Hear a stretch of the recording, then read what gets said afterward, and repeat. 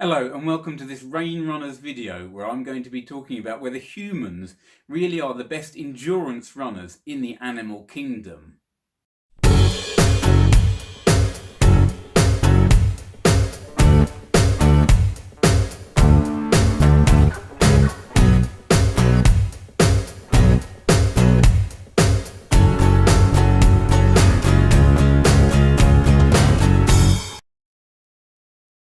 Hi, I'm Toby. Now, regular viewers might have noticed that I've touched on the subject of whether humans are the best endurance runners in a previous video, but here I intend to go into it in a little more detail. Now, it's quite a common claim. When it comes to sprinting, humans aren't particularly great, but when it comes to endurance, we are, perhaps the best of all. But how does this claim stack up? And what is it about us that makes us such great endurance runners? Well, this is a brief summary of some of the reasons why people think we are such great endurance runners.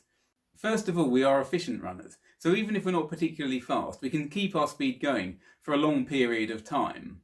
This is helped by our tendons, particularly our Achilles tendons, which allow us to store up energy with each stride so we don't lose energy every time we take a step. This is in contrast to some animals which have less developed tendons than us.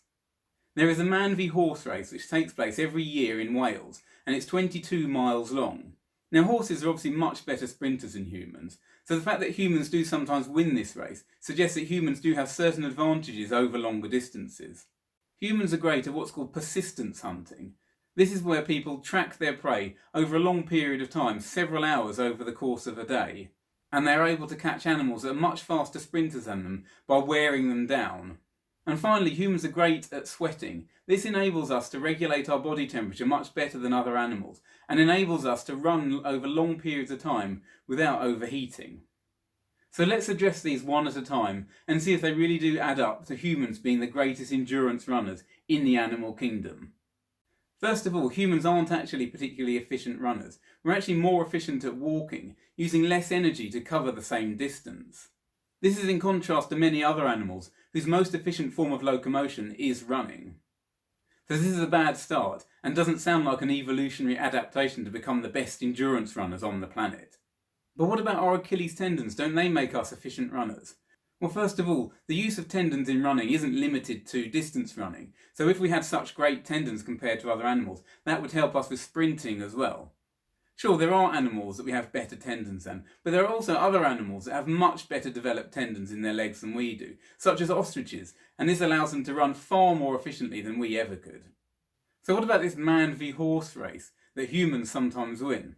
Well, although humans do sometimes win the race, horses do win more often than not.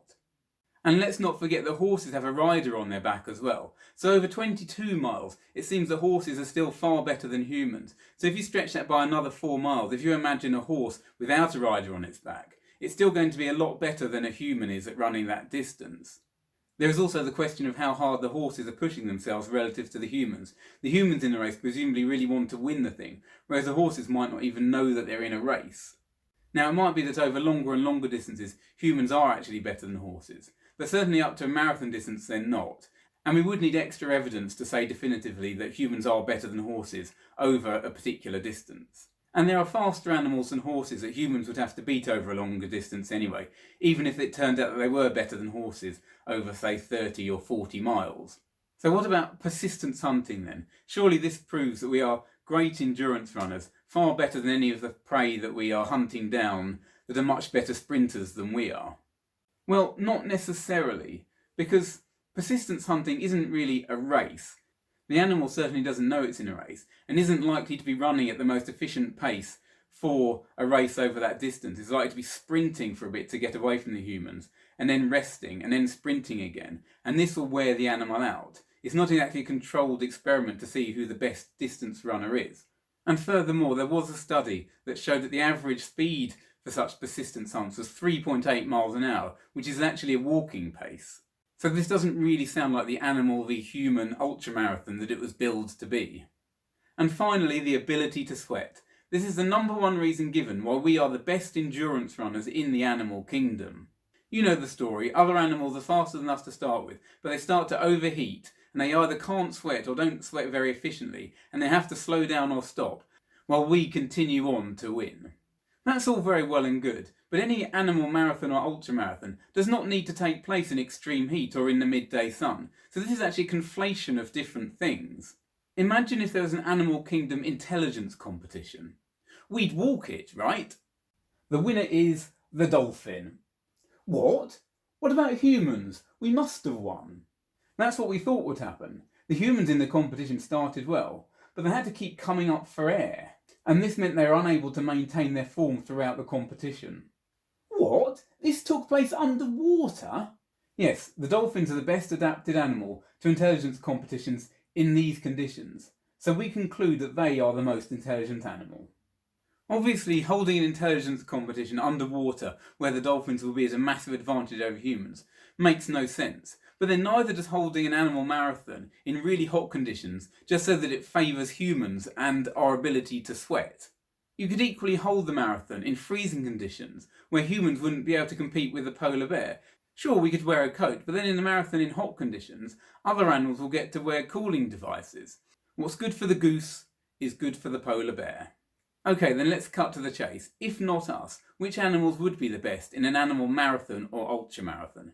By some estimates, pronghorns and ostriches will be able to complete a marathon in around 40 to 45 minutes, whereas Eliud Kipchoge's unofficial best time ever for a human is just under 2 hours at 1 hour 59 minutes and 40 seconds. That is a very big difference.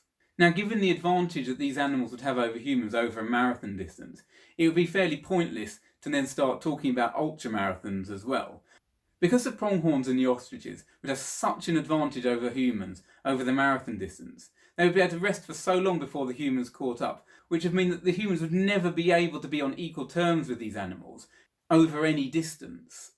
The bottom line is that there is no evidence that humans are the greatest runners in the animal kingdom. We would rank higher among animals over a marathon than a sprint, but ultimately we are neither particularly fast nor efficient. We're just generally not great runners. Yes, we're good at sweating, and in some conditions we might be able to compete with some of the best animals over a long distance, but that doesn't make us the best endurance runners, any more than it makes dolphins the most intelligent animal.